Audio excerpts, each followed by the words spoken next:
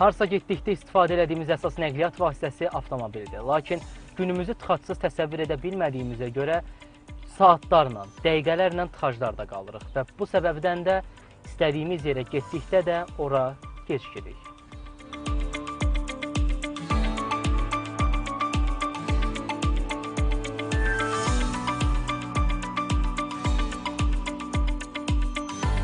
Həqiqətən də avtomobillə harasa getmək çox çətin prosesdir. Çünki saatlarla tıxacda qalırsan və getdiyin ünvanı da gecikirsən və sonda da əsəb sistemlərin pozulur.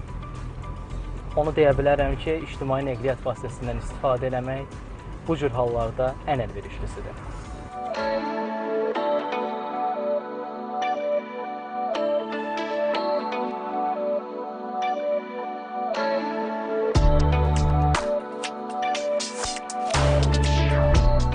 Günümüzün müəyyən hissəsini yollarda keçiririk. Elə vaxt olur ki, tıxac səbəbindən hər yerə gecikirik. Alternativləri düşünəndə isə ağlımıza gələn ictimai nəqliyyat vasitələrindən biri də qatar olur.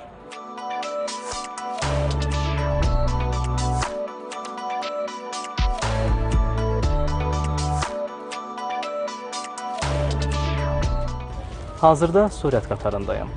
Tıxacda keçirdiyim məsafədən çox uzağam və getdiyim ünvana çox rahat və tez çatıram. Bu nəqliyyat vasitəsindən çox gözəl, rahat olduğu üçün həm də şəxsi maşından istifadə eləmirik probkaya görə ki, yəni Bakıya gedəndə bu qatardan istifadə edirik. Çox gözəldir. İndi hal-hazır tıxaclardan camımız qutarıb, maşınlarımızı saxlayırıq, gedirik, rahat gəlirik şəhərə, gəzməyə də gedəndə, toya da gedəndə hər şeyə biz qatarla gedirik. Bu nəqliyyat vasitəsindən mənzil başına çox rahat, təxmini 40 dəqiqəyə çatdıq. Lakin avtomobillə bu məsafəni geçsəydik, tıxac səbəbindən bəlkə də 1 saatdan çox yolda qalacaqdıq.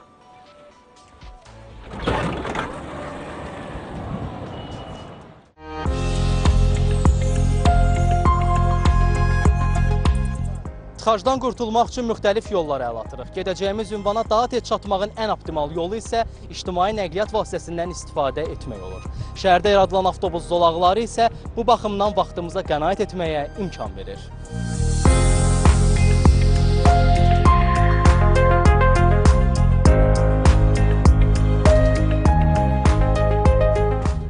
Hazırda avtobusdayım. Buna səbəb isə yollarda olan tıxacların olmasıdır. Sağda baxıram və düşünürəm ki, gedəcəyim ünvana çox tez çata biləcəm.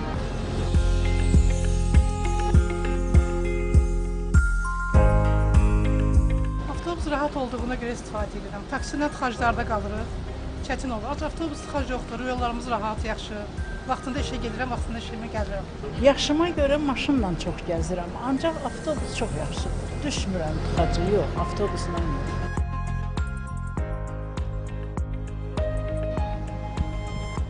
Artıq ünvana çatdım. Həm təhlükəsiz, həm də rahat. Lakin bunu diqqətə çatdırmaq lazımdır ki, bu məsafəni avtomobillə gəlsəydim 40 dəqiqəyə, avtobusla isə təxmini 20-25 dəqiqəyə bu məsafəni qət edə bilərəm.